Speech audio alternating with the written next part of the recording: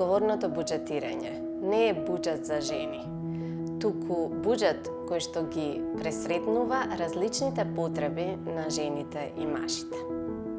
Па така, во нашата општина, ако, например, буџетираме субвенции за велосипеди, тоа значи дека ќе треба да предвидиме критериуми кои што ќе овозможат подеднакво распределување на субвенциите на момчиња, девојчиња, на жени и мажи.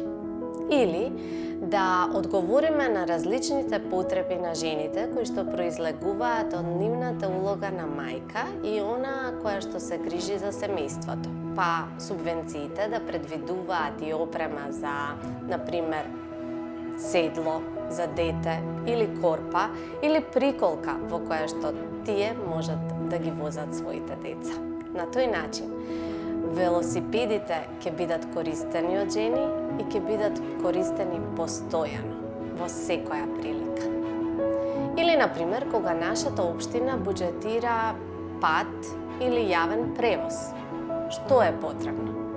Потребно ни е да имаме предвидено во проектот преодни рампи за лицата со посебни потреби или лицата со родителски обврски.